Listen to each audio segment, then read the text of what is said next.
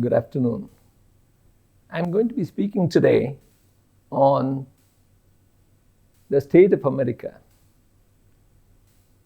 with a brief introduction to its past.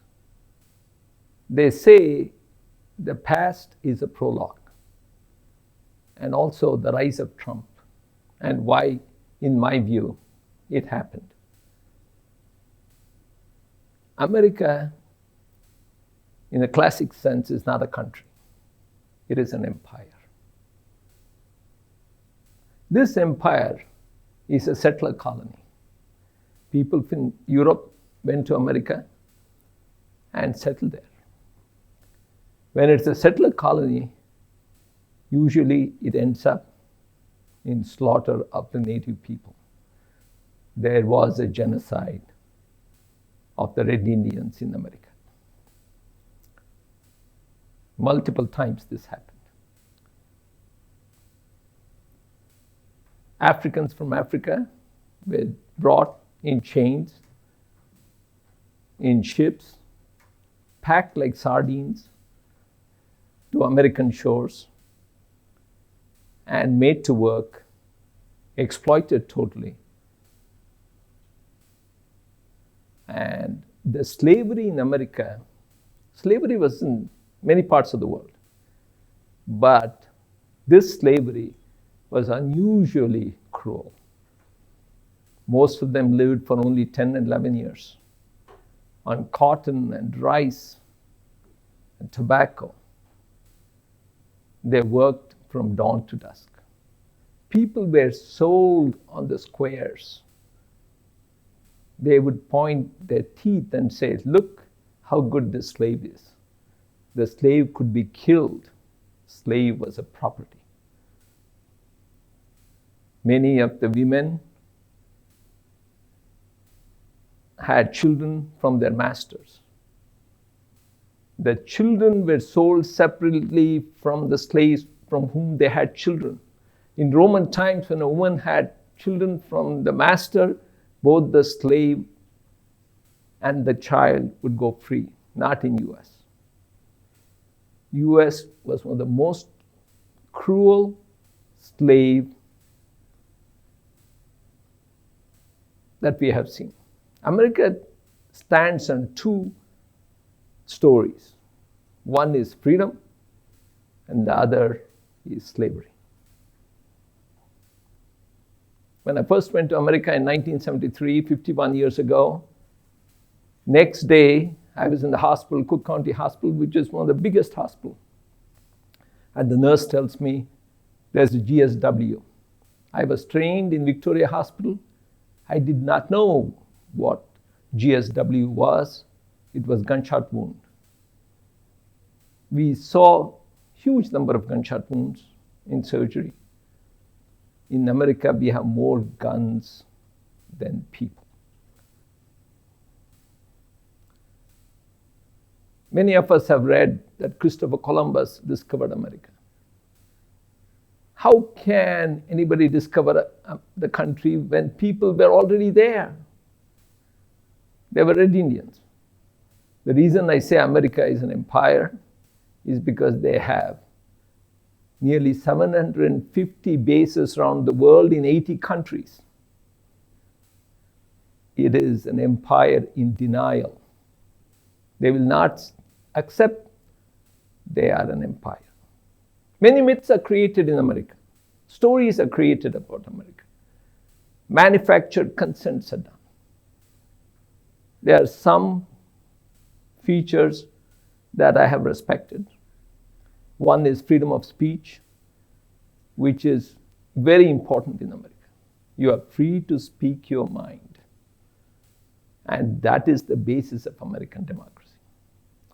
But there is Second Amendment where you can carry guns. As I said, there are more guns than people, and 120 people die every day from gunshot wound.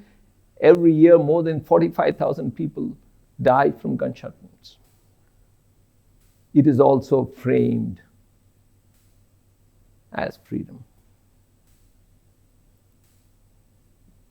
The third myth we hear is American exceptionalism.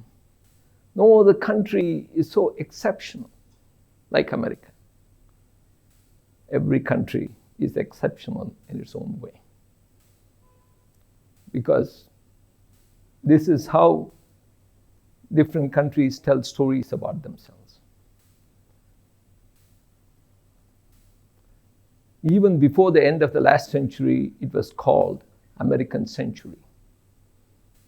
The President of America, it is advertised, is the toughest job in the world. And the Chairman of the Federal Reserve is supposed to have the second toughest job in the world.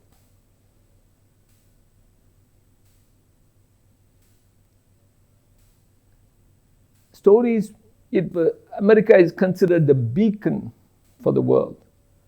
It is a shining city on the hill. They ascribe all the adjectives, all the adverbs to themselves.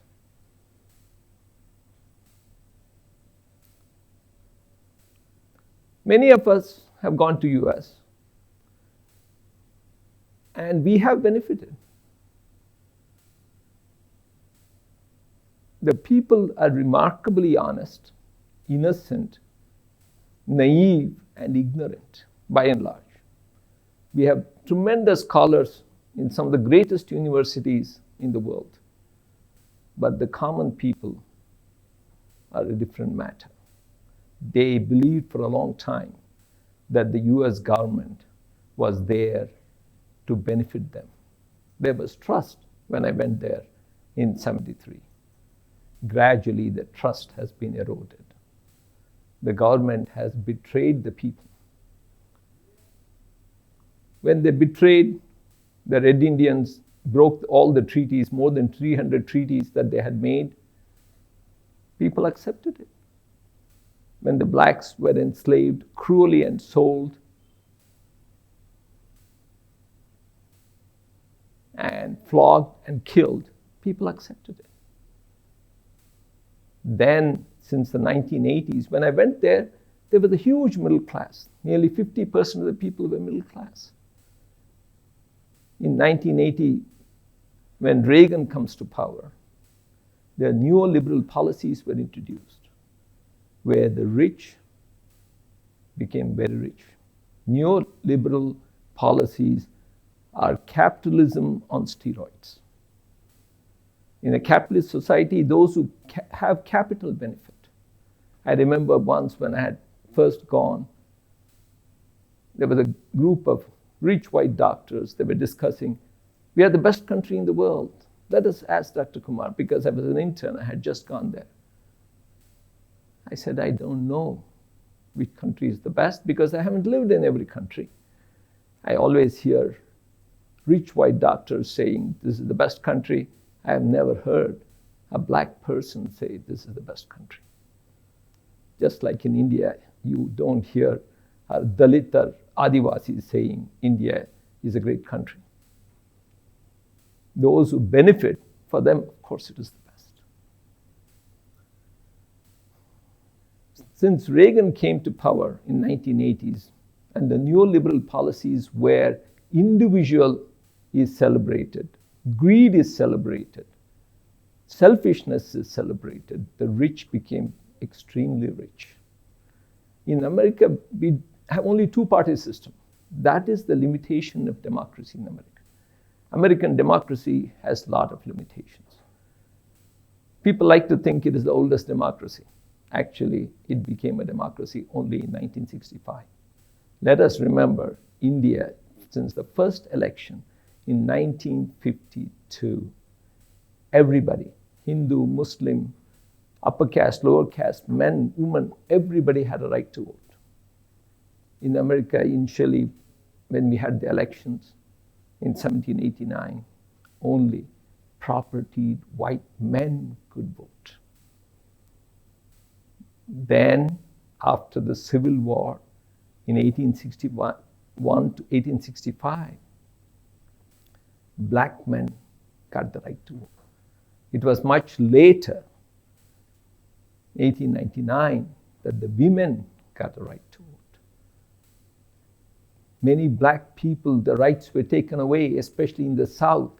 And the full rights were restored only in 1965. Voting Rights Act, Civil Rights Act were passed. So America became a democracy much later in the real sense than India. We always say America is a republic. This concept comes from Rome. America is more like a republic than a democracy. Even today we have electoral college. Many a time, even people who get less number of votes become the president because it is a different kind of system.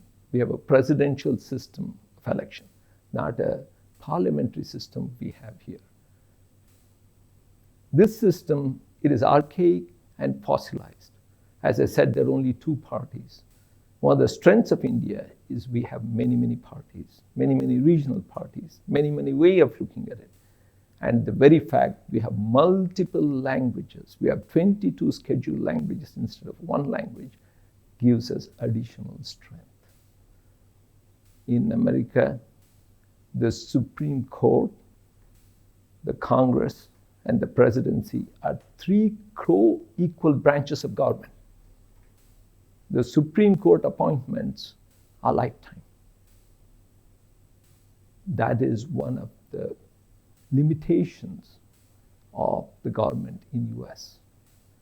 These Supreme Court judges will never be removed, and they are there for 40, 50 years.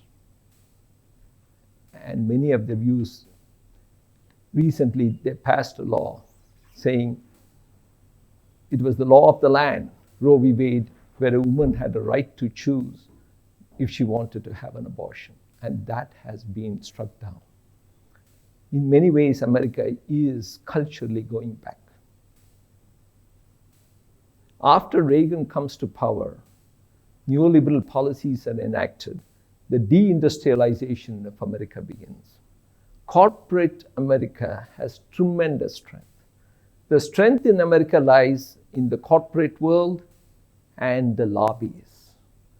For example, the Israeli lobby, AIPAC, is so powerful. Sometimes I think they are more powerful than even the presidency. That is why, even though there is what is called a Leahy law, where you are not supposed to supply arms to somebody who is committing gross violations of human rights, America continues to supply weapons, bombs, 2,000-pound bombs to Israel, where more than 43,000, most of them women and children, have been killed. The International Court of Justice has said this is genocide. After Reagan came to power and deindustrialization started, many of the jobs moved to other countries because the labor was cheap. That is how jobs moved to Mexico, to China, India, and other places, Peru, Philippines. This resulted in loss of jobs, well-paying jobs. And you see large areas of US where because of deindustrialization, people, the places are ruined and lives are ruined. And that has created quite a bit of anger. As I said, in America, we have only two parties, the Republicans and Democrats. Democrats historically used to side with labor, but over a period of time, they became also part of the money class, what we call part of the Wall Street. And the workers became gradually disenchanted. The CEOs became ultra rich and ultra powerful. The government essentially became a handmaiden for the corporate world. Between the lobbies and the corporations, the government became ineffectual. Profit became the only guiding principle. As they say in capitalism, greed became good. Whether the money was acquired, no matter how. Wars were invented. I remember in 73, I had qualms about going to America because Vietnam War was going on, where peasants were being killed by napalm bombs. More than 20 lakh people have been killed in Vietnam by the American war of aggression. Vietnamese didn't do anything to deserve this. America would justify it in all kinds of ways. More than 60,000 Americans have been killed. I have treated so many of these patients, and their lives have been ruined. And this has affected mainly poor and especially black men. Let us remember, in America, we have 2.3 million people incarcerated in jails, which is 23 lakhs. In India, we have 4 lakhs. India has 4 times the population. If you compare that to this, we should be having nearly 90 lakh people in jail. We have 4 lakhs. Even that, I think, is too much. In America, even for small mistakes, people are jailed. It is said America is not a country of people, it is a country of laws. I always say it is a country of lawyers. If you can afford to pay a good lawyer, most of the time, no matter what you do, you get away with it. If you can't afford to pay, you end up in jail. There is death penalty in many states. Each state has its own laws. Just as we have different languages in each state in India, we have different laws in each state. The law in Alabama is different from the law in New York.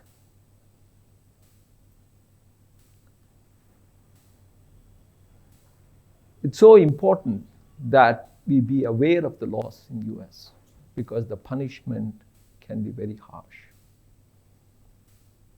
These wars, whether Iraq war, Libyan war, now what is happening in Middle East, the wars in Middle East mostly were fought for oil. And Israel was created as an outpost of imperialism.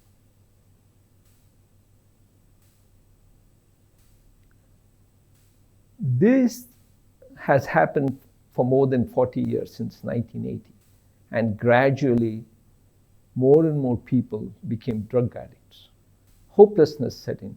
Large areas of the country were ruined because of deindustrialization, loss of jobs. Yes, there were jobs, but these jobs could not support a family. The minimum wage in many of the places is like $7.25. You can't make a living on that.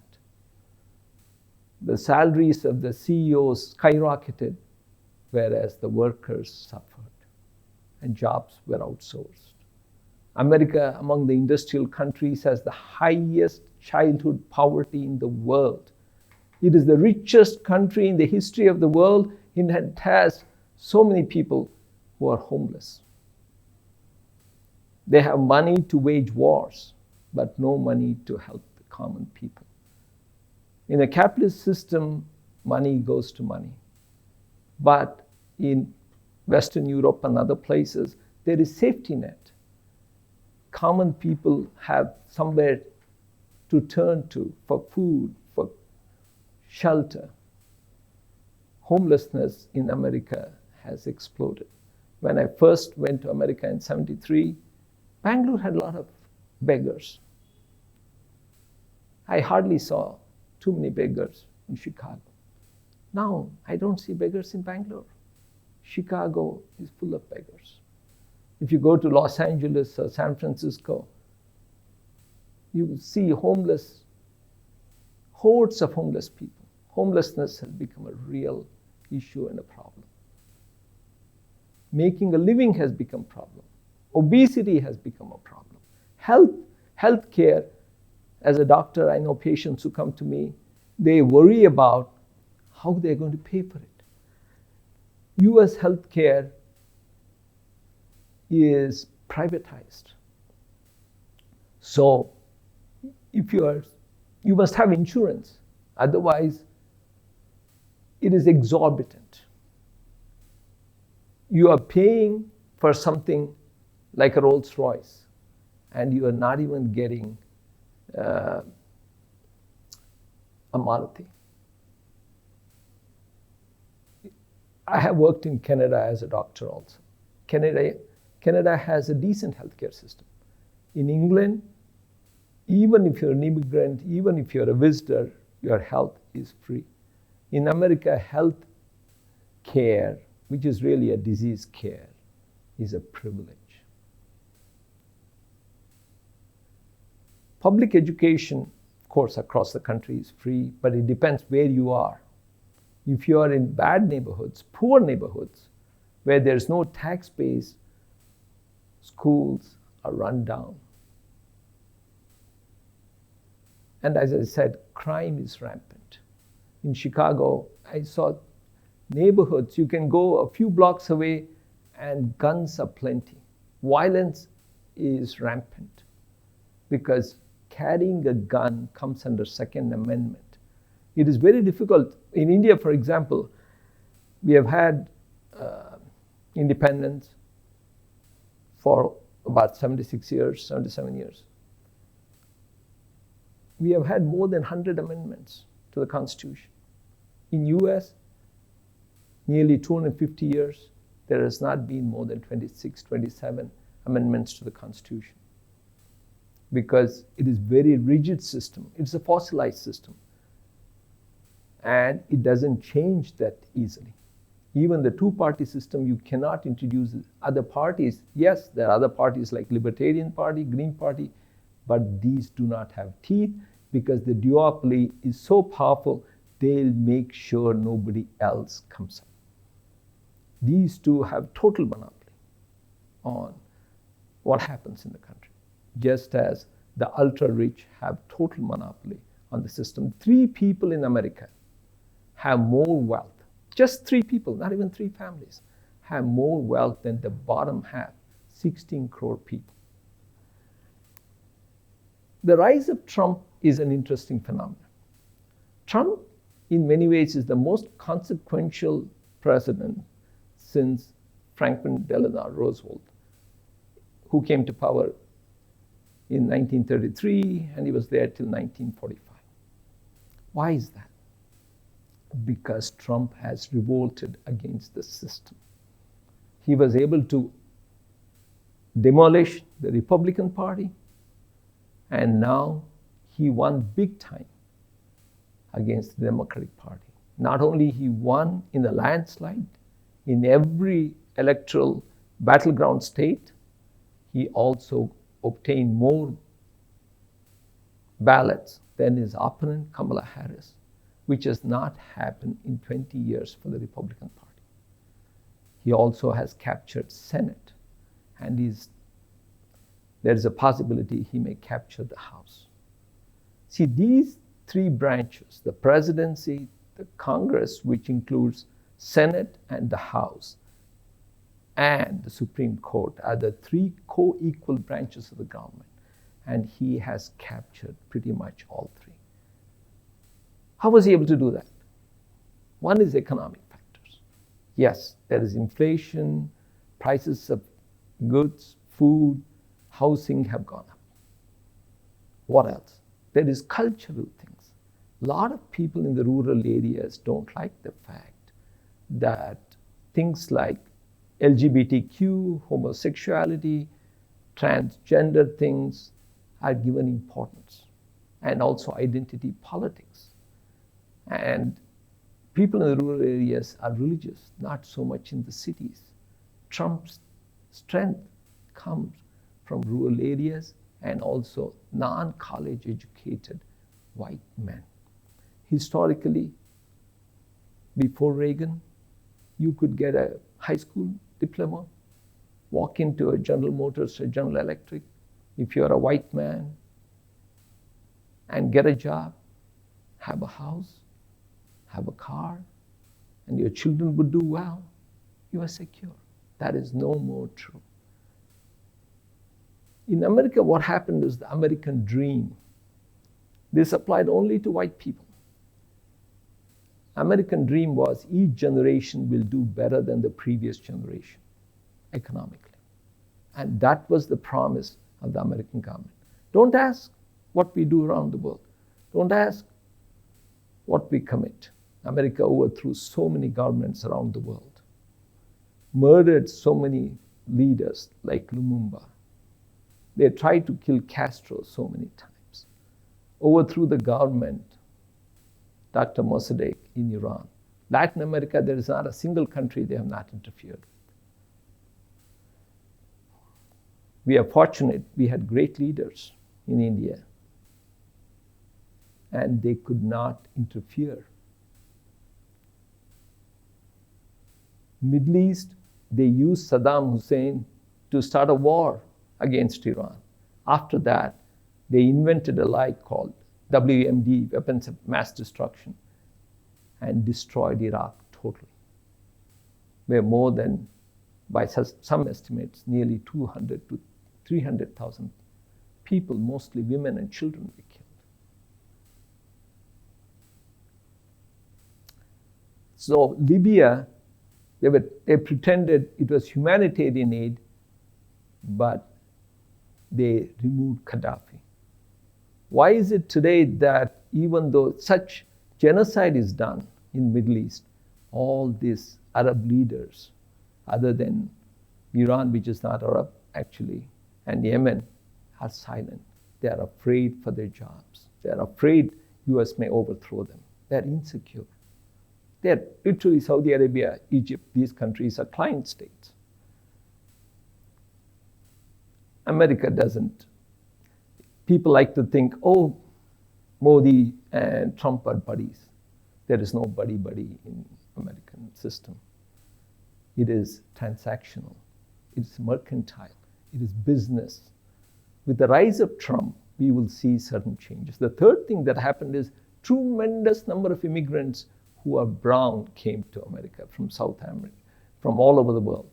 Even from India, they say one of the largest populations who moved to illegally, undocumentedly to America was from India. Trump said it is called browning of America. No, we are going to send back all these people. Culturally, I'm going to restore Christianity and make America great again, which means make America white again. And I'm going to send all these people who have come in all kinds of ways back to where they're going to come. In a cruel way, I'm going to send them back, which he tried when he was there in 2016 to 2020, but now he has perfected it. Second thing he has said is he's going to increase the tariffs on all the goods coming from different countries. He even said India is one of the worst violators of this tariffs, and he's going to increase the tariff. He has said that before. So long as it's convenient, he's going to go along with any country. But when it doesn't suit him, he's not going to follow it, because no leader of America, what America talks and what America does is two separate things. They talk values. Oh, we want human rights, we want democracy. How many democratic governments they have overthrown and installed some of the most corrupt dictatorships when it suits them. This is just talking points. What they say and what they do have no relationships. It's all about profits. Why so many wars do they invent? Because there is what is called as war profiteering. A lot of people profit by selling arms. America is the biggest exporter of arms in the world. In the International Court of Justice deemed Netanyahu was a criminal. America tried to protest and say, no, we don't accept it. Theirs is a very skewed way of looking at life, very selective, very transactional, very convenient. After Trump is going to succeed, there may be some benefits. As I said, America is an empire, and the empire may gradually implode. Whether it's Roman Empire or British Empire, these empires implode. America is on a historical decline.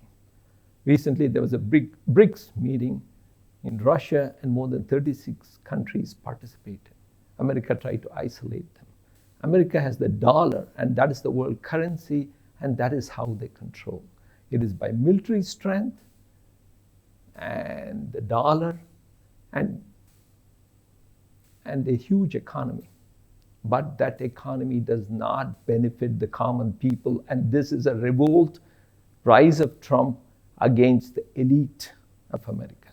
This is a revolt of the common people. Will Trump do any good to the common people? Economically, probably not. Culturally, yes. And also, he has promised to send away so many people who have come to America undocumented. How will it affect H-1B visas to India? I do not know what is going to happen. If it doesn't, he has said, I am a citizen. I am there to help the citizens of America. I am not there for the world. The difference between the Democratic Party, the leaders of the Democratic Party are more interested. They may not want to be dictators of America, but they want to dictate to the whole world. They have invented all kinds of military alliances. The worst is NATO, which is the ex-colonial powers joining together to keep the global South in check. This is going to get weaker. Trump has said repeatedly that he's going to disengage Europe, Western Europe, with England, Germany, France, they are beginning to realize that this partnership has gone on too far. They are using the only reason they are friends with India, most important reason, because of China. They don't want to see the rise of China. I'm sure American ruling class were not happy when line of control, India and China came to an agreement, because it is wars they thrive on. If the wars are gone, US power is also diminished. As I said, America is the largest exporter of weapons in the world. In Afghanistan, they did terrible things. Yes, 9/11 happened. After that, they have spent more than $8 trillion calling that war on terror. When they commit bombing around the world, and when Israel commits genocide, settler colony, why is that not terrorism? It is state-sponsored terrorism. That's what they have done, I've always said. But as I said, American people are remarkably kind. I have been a recipient of tremendous generosity.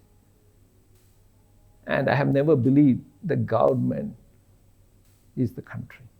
Government is separate from the country. And criticism of the government is accepted. And First Amendment, one of the strongest First Amendment rights in the world, is in America.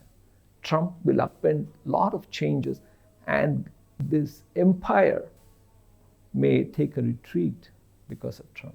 He has promised, I have no doubt he's going to stop the war in Ukraine. In 2023, there was a very good chance to create armistice between Russia and Ukraine, and Biden didn't want to do that, just as England. The war in Ukraine is a proxy war between America and Russia, using Ukrainian soldiers to crush Russia once for all. The rise of China is something America does not like. It does not like any other country succeeding. I remember in the 80s, they couldn't stand Japan doing well and Germany doing well. They want client states where they can have the control over them. That's what they have done in the Middle East. America is built on three things. Land that they took from native Indian. There's a saying in America, only good Indian is a dead Indian, after they killed millions of them through disease and warfare. This happened not too long ago, approximately 150 years ago, many of these wars. in what we call manifest destiny, where they proclaim that sea to shining sea was some kind of a divine providence that they could take. And cheap labor, because they brought Africans as slaves to America. We hear about South Africa doing Jim Crow laws. The Jim Crow laws were invented in America. Jim Crow laws came from US. That is where blacks and whites were separate.